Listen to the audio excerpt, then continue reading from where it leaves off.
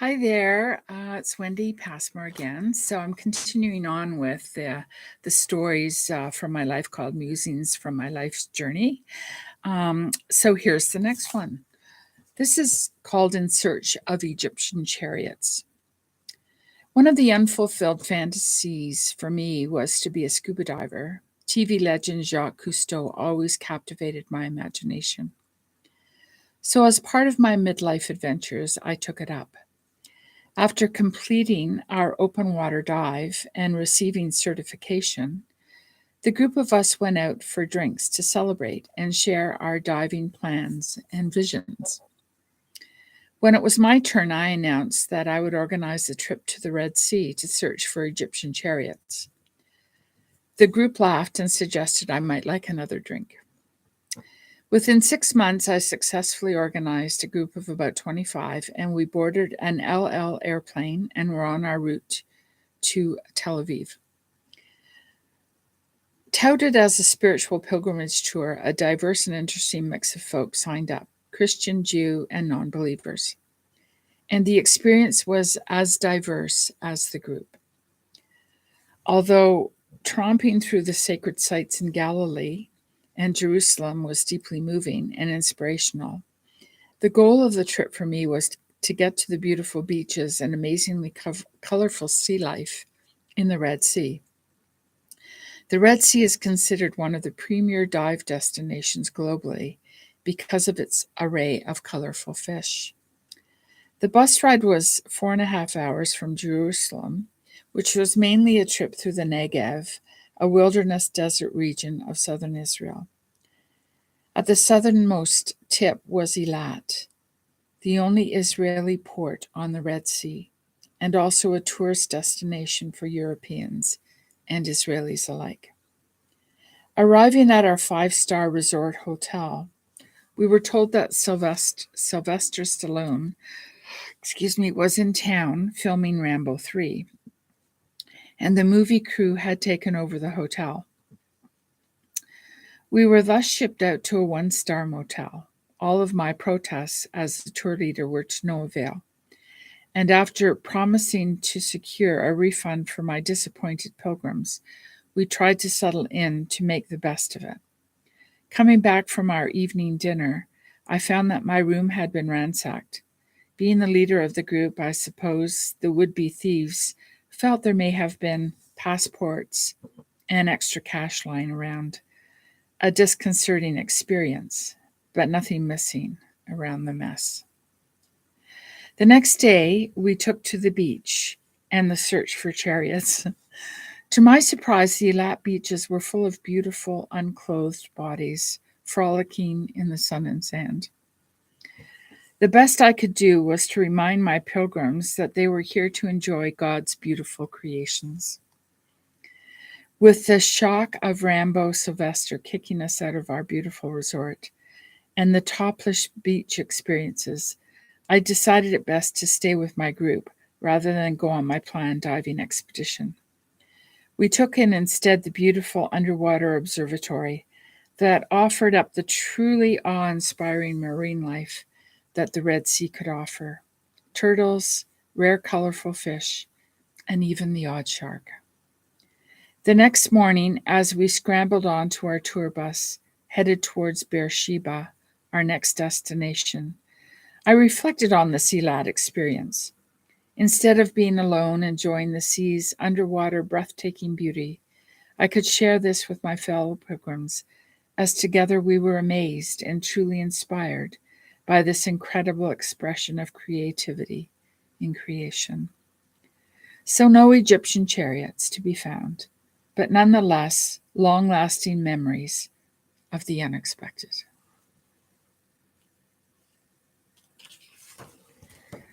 So my next little piece is called Wandering and Wondering. Having burnout come to visit me was actually a great invitation to get in touch with the real me outside of being in a role. My identity was rooted in my doing rather than in my being, if that makes sense.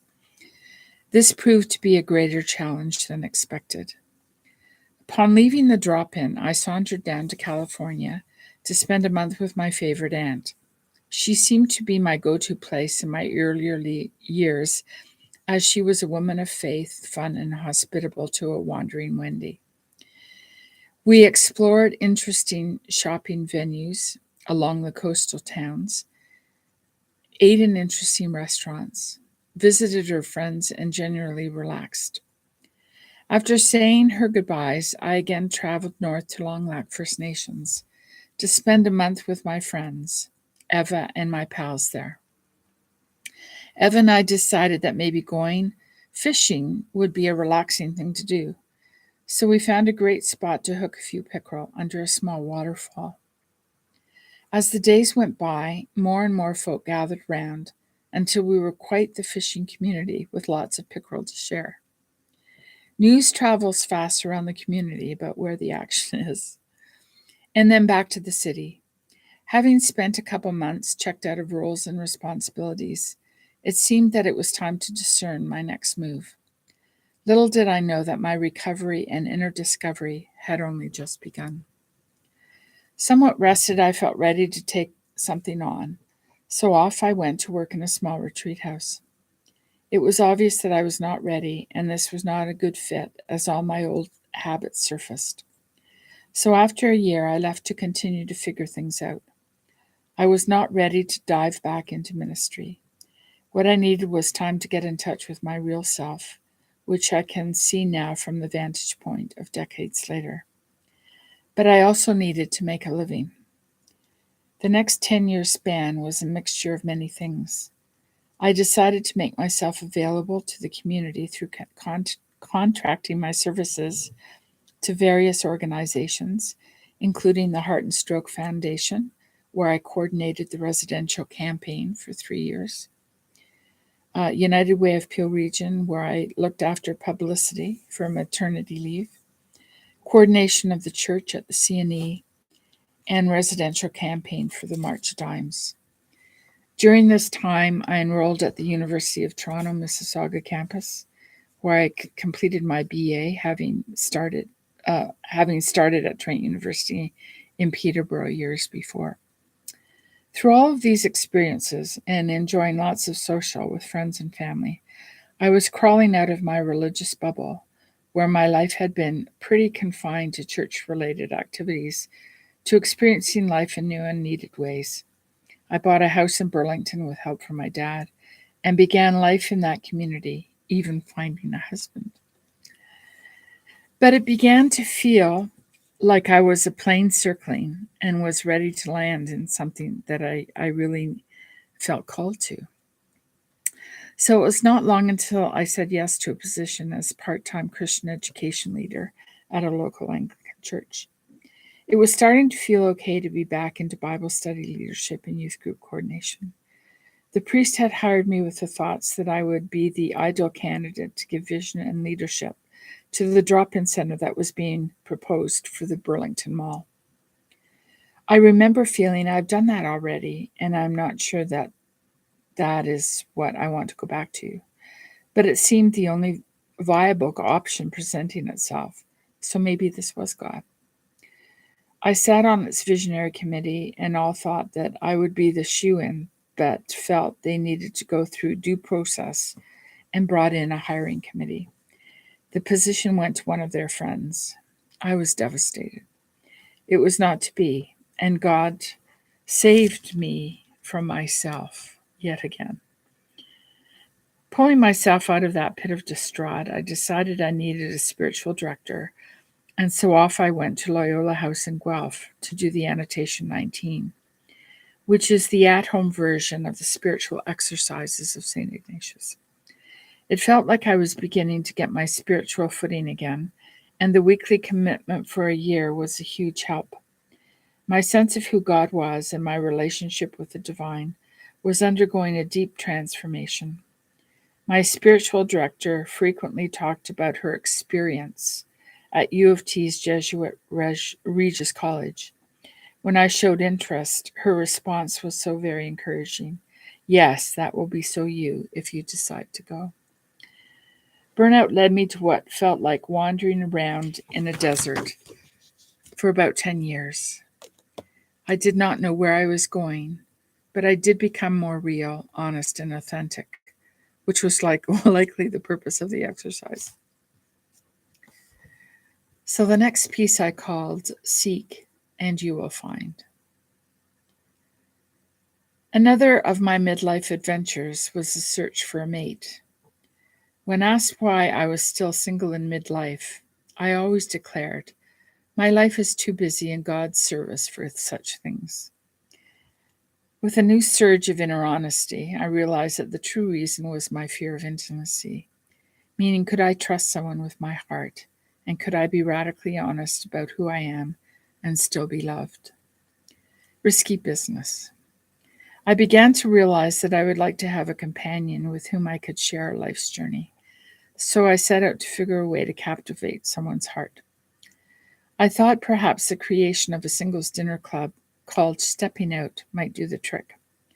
Dinner theater events were planned, and two of my close friends indeed found their loves and were soon married. Good for them, but not for me. Since the main participants of this dinner club were no longer interested for obvious reasons, I had to seek out other options. I began to scour the Toronto Star ads, which was the preferred method before online dating became a thing. An ad captivated my attention. Attractive, adventurous, romantic, white professional male, early 40s, 6 foot, 185 pounds, is seeking female companion to complete his life. Ideally, she would be a professional, attractive, reasonably fit 30-plus woman who is comfortable with herself as a person and a woman.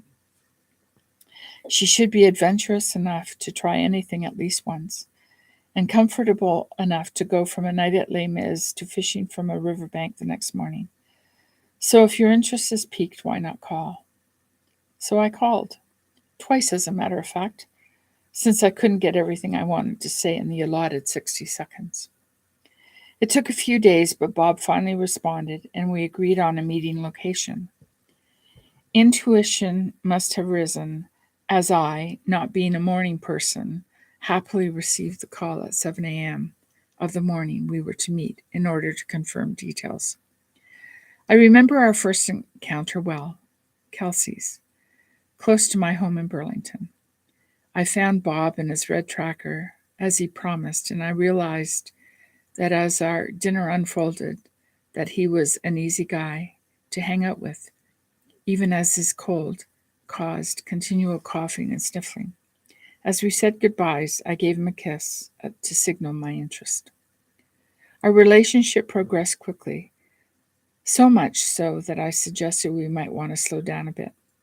His response was basically all or nothing, babe. I had to be at the church where I was Christian ed leader, so when I went to go, my car mysteriously would not start. I accused Bob of meddling with it and asked to borrow his.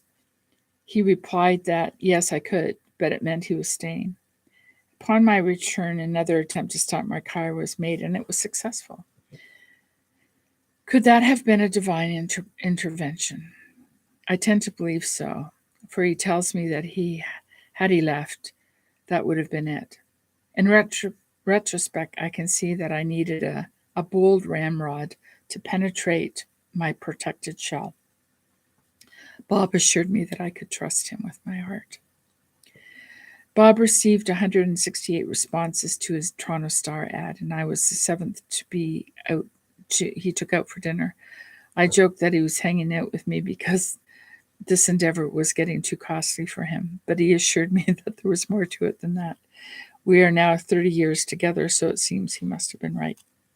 So the story of our meeting was merely the beginning of our adventure together for both inner growth and unpredictable experiences. The divine works in mysterious ways, even by way of an ad posted in the Toronto Star. My friends were amazed that I had the courage to pursue such a course of action, and to them I could only respond, seek and you will find. So I'll end this one here, and the next one will be coming shortly. Thank you. See you later. Bye.